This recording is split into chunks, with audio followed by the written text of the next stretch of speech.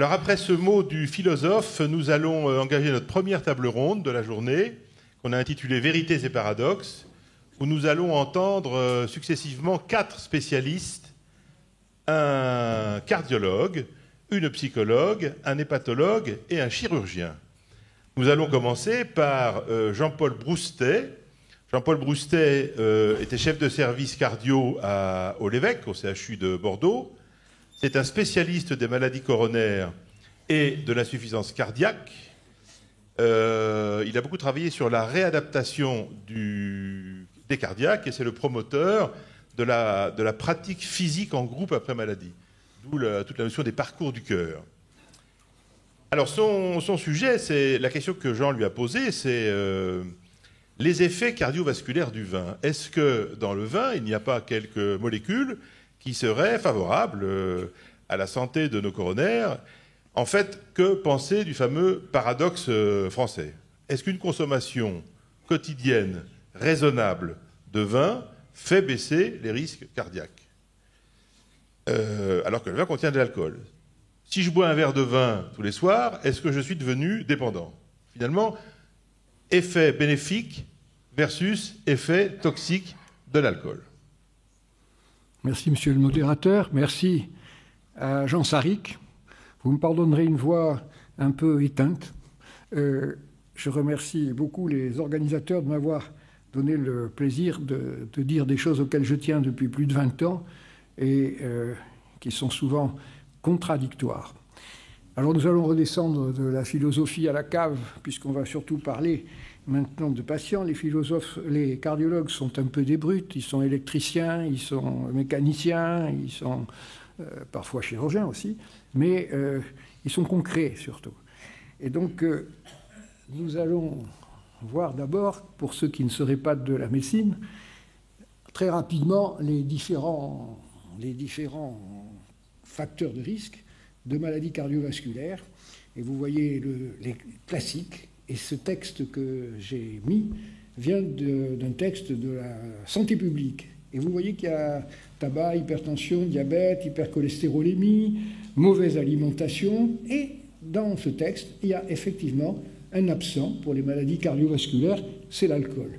On a laissé de côté, il faut bien le dire hypocritement, les troubles du rythme cardiaque et les affections du muscle cardiaque qu'on appelle les myocardiopathies. Alors, très simplement, en rouge, c'est les méchants, le tabac, le cholestérol, le diabète, l'hypertension et les boissons alcoolisées en excès. En vert, ce sont les effets bénéfiques, avec modération, de l'athérome, de la thrombose, du cancer, des effets aussi parfois favorables sur le muscle cardiaque, curieusement, et puis un effet qui a été bien démontré à Bordeaux et dans le monde entier sur les démences séniles. Donc il y a cette contradiction qui est vraie pour tous. Si je vous prescris une boîte de médicaments, que vous en prenez un, vous allez mieux. Si vous en prenez 10, vous êtes mort. C'est un peu le simple problème de l'alcool, à vrai dire. Alors, là, c'est une parenthèse. Je suis, vis-à-vis de tous les facteurs de risque, personnellement très gentil, très accommodant. Mais sur le tabac, je me considère comme l'ayatollah. Je pense qu'il n'y a aucune pitié à avoir pour les gens qui fument tout en sachant que c'est dangereux pour la santé. Ils n'ont aucune excuse comme le drogué, comme l'alcoolique pour lesquels la perturbation cérébrale leur empêche de se commander. Dans le tabac, il n'y a pas de problème centraux qui empêchent de se dominer. Et tous ces gens qui ont ce tabagisme courent un risque bien plus élevé que l'alcool, bien plus précoce souvent, et ne culpabilisent pas du tout comme l'alcoolique. C'est ça qui est curieux. Et dans la politique française, c'est la même chose. Alors vous avez des chiffres qui sont catastrophiques. Je passe. Alors, on va nous parler de statistiques, c'est vrai, mais nos anciens, nos médecins anciens, ils suivaient leurs malades, et de près, ce qui n'est pas toujours le cas actuellement. On prescrit, on revoit le malade un mois après, mais on n'est pas allé le suivre tous les jours, sauf justement dans les centres de réadaptation cardiaque, je tiens à le signaler, où après une opération ou un infarctus, on est suivi pendant 3 semaines et on peut juger des effets, de la marche des choses. Là, nos anciens, ils voyaient les malades, ils les revisitaient, ils les suivaient, et c'était de bons observateurs. C'est pourquoi ce qu'ils ont dit est vrai. le vin, le miel, etc., vous pouvez lire.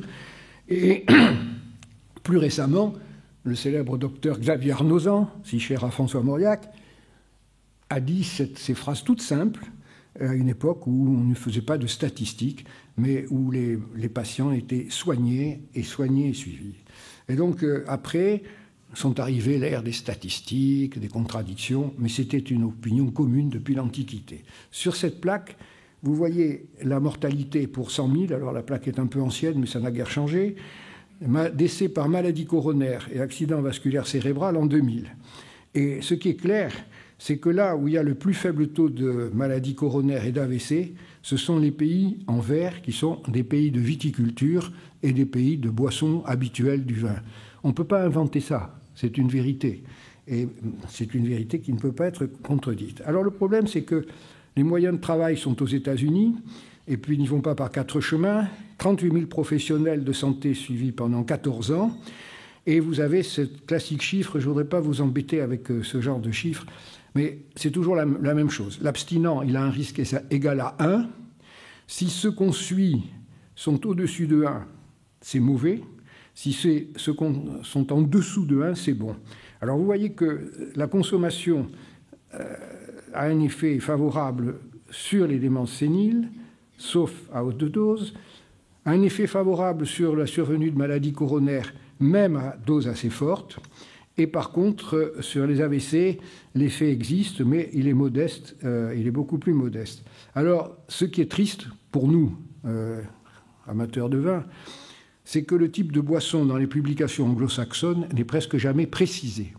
Et donc, la distinction entre vin et alcool est difficile, et on ne peut pas nier d'ailleurs que l'alcool à petite dose ait quand même des effets bénéfiques.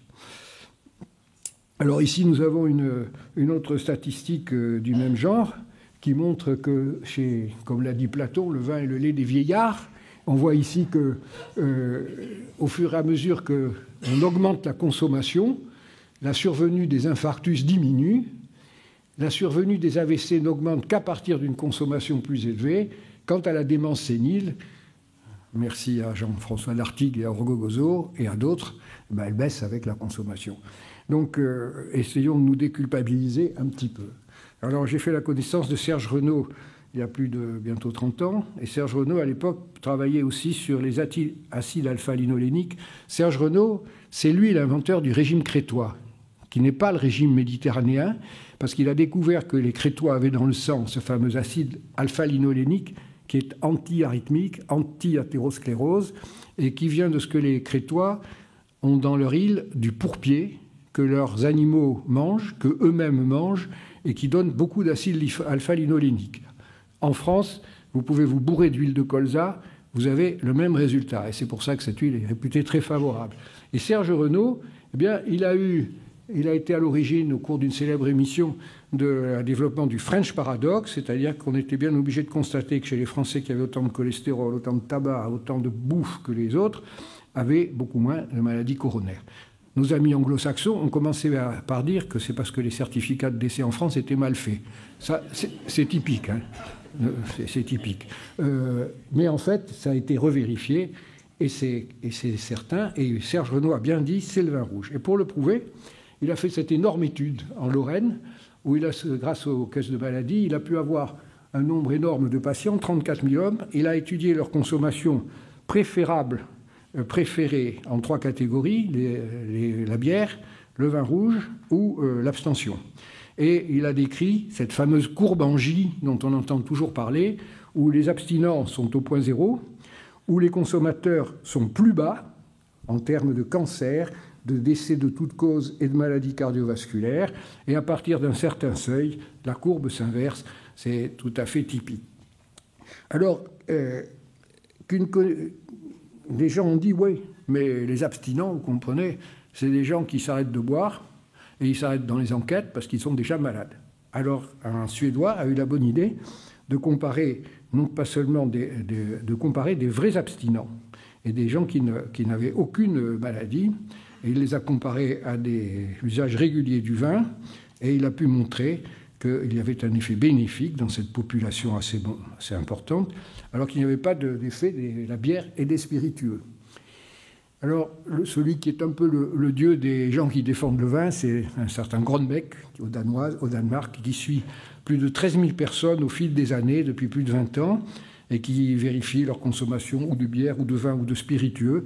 Et ce tableau résume un petit peu les choses. Vous voyez que jusqu'à 3 ou 5 verres de vin par jour, votre risque de maladie, de mortalité cardiovasculaire diminue quand même de plus de 50%.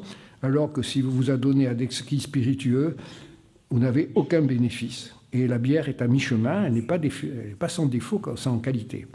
Alors, il a bien sûr, on l'a dit, bien sûr, ils ne sont pas morts de maladie cardiovasculaire puisqu'ils sont morts d'autre chose. Ah non, il a regardé aussi les causes de décès autres, et là encore, il a retrouvé une différence manifeste entre le vin, la bière et les spiritueux.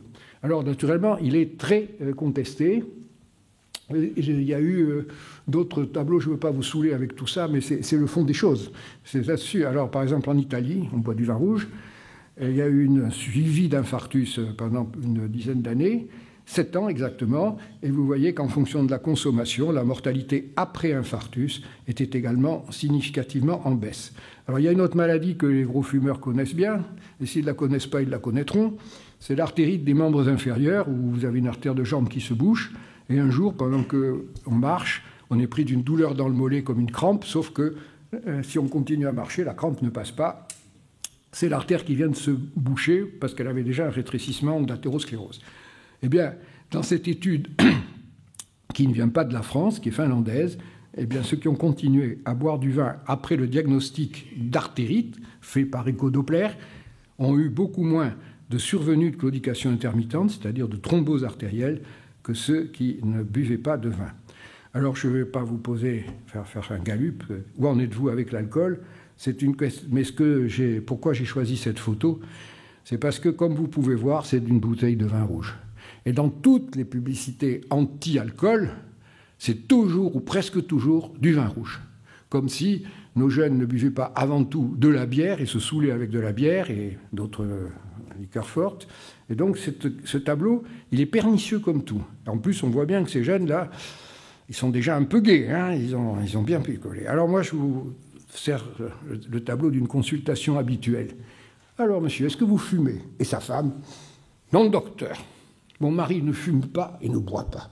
Je n'ai pas posé la question. Hein. Alors, pas de vin du tout ? Ah, juste l'apéritif et du vin le soir. Mais je ne l'ai jamais vu déranger. Donc ce monsieur, dans le peuple, jusqu'à présent, il n'était pas alcoolique. Mais maintenant, avec nos gouvernants, il est alcoolique. C'est un alcoolique, et il va falloir que moi, bon docteur, il faudrait que je lui fasse la leçon. Alors, les grandes paroles. L'industrie du vin, ça c'est alors des paroles du pouvoir. L'industrie du vin laisse croire aujourd'hui que le vin est différent des autres alcools. L'industrie, hein, vous avez lu le terme industrie. Naturellement, c'est faux. On laisse penser à la population française. Le « on », c'est nous, hein. C'est moi, c'est nous. Que le vin est protecteur, qu'il apporterait des bienfaits que n'apporteraient pas les autres alcools. C'est faux. C'est faux. Scientifiquement, lisez ça, le vin est un alcool comme un autre. Alors là, je me tourne vers M. Vercotteren, qui va pouvoir vous dire que le vin n'est pas un alcool comme un autre. C'est incroyable d'écrire ça, quoi. Nos deux amis, là, ensuite, disent les mêmes choses. Il faut arrêter avec cet argument, ça c'est plus récent. On nous cite, à un moment, il y a eu un chiffre de 49 000, puis je crois qu'il vient de tomber à 41 000 décès par an dus à l'alcool. Et ça a été répété, alors vous imaginez que quand même, on met la pression. En fait, quand on regarde l'augmentation du risque de cancer selon les habitudes, une bouteille de vin, on est à 1. 3 bouteilles de vin, on est plus haut. 10 cigarettes, c'est autant que 3 bouteilles de vin, et 30 cigarettes par jour, vous voyez le plafond. C'est pareil pour les femmes, à des degrés moindres. Alors, le cancer du poumon, je sors du sujet cardiovasculaire parce que c'est quand même quelque chose qui est important. On sait que le cancer du sein serait légèrement favorisé par un verre de vin, ça c'est le pouvoir qui l'a dit, et une grande enquête qui est, paraît-il, très contestée. Mais ce qu'on voit ici, c'est que sur des buveurs modérés, toujours à Copenhague, il y a eu moins de cancer du poumon chez les buveurs de vin, tout, et bien sûr, après toutes les statistiques qui prennent en compte le tabac, le cholestérol, l'âge, etc. Alors, il y a les Les trois raisons qui nous paraissent en cause, c'est le fait qu'il y a dans le vin des polyphénols, dont vous parlera bien mieux que moi, M. Vercotteren. Les buveurs de vin pourraient être différents des consommateurs d'autres boissons, c'est-à-dire ils auraient un niveau de vie supérieur qui les amènerait à mieux se surveiller, à être mieux soignés. Ce n'est pas tout à fait faux, on va le voir.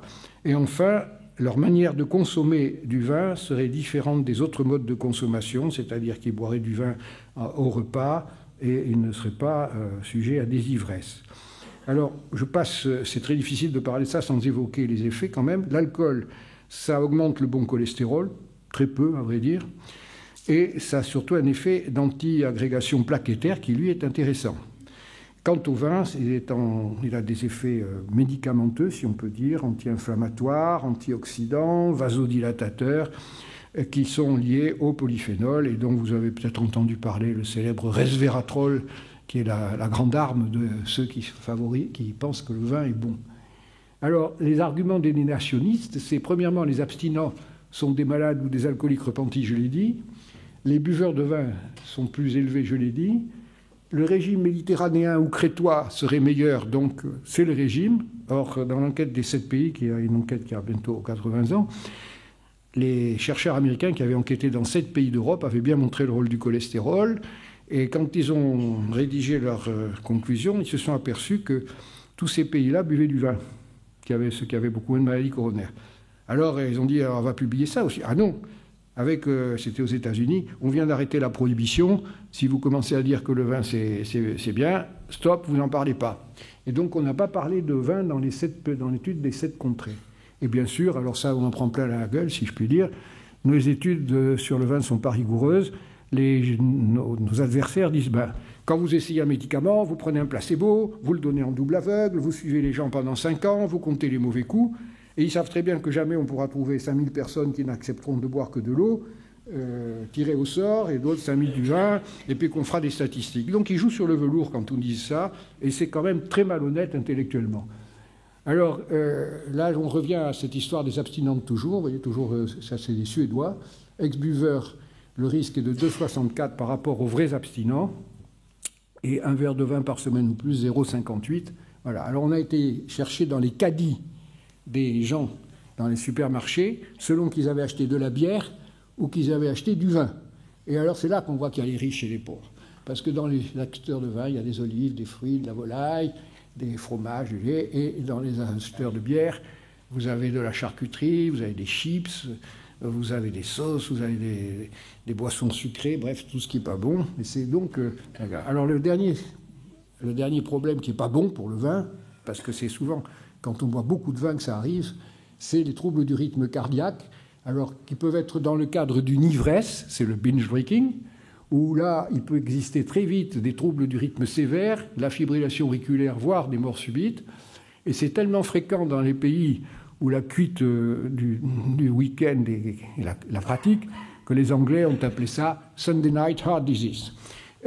Après, si vous buvez très longtemps et beaucoup, vous avez une myocardiopathie, c'est-à-dire que le muscle cardiaque se dilate, l'épaisseur de la paroi du muscle se diminue et les gens finissent par avoir une insuffisance cardiaque. Alors, tout cela est contrebattu. Cette photo qui est apparue dans Sud-Ouest a été prise à l'unité de soins palliatifs de Bordeaux. Et on voyait que cette personne, qui est certainement en fin de vie, se réjouit avec son staff de boire un verre de vin qui va lui faire sûrement du bien et probablement aucun mal. Et puis, un jour, j'ai rencontré chez notre ami Bernard Magret un célèbre chanteur qui est mort maintenant, qui s'appelait Charles Aznavour. Et nous avons devisé dans un coin. Il était un petit peu délaissé quand même. Il était déjà vieux. Et alors, il m'a dit, moi, un jour, j'ai découvert le vin sur la vieillesse. Et du jour où j'ai commencé à goûter du vin, j'ai plus jamais bu d'alcool. C'était une formule que je trouve géniale. Et alors, ma conclusion, c'est 2 ou 3 verres de vin rouge par jour constituent une protection hautement probable contre les maladies cardiovasculaires. Il n'y a aucune raison médicale pour conseiller l'arrêt d'une consommation modérée et quotidiennement de bon vin rouge, tannique, à cause des polyphénols, en l'absence d'arythmie quand même.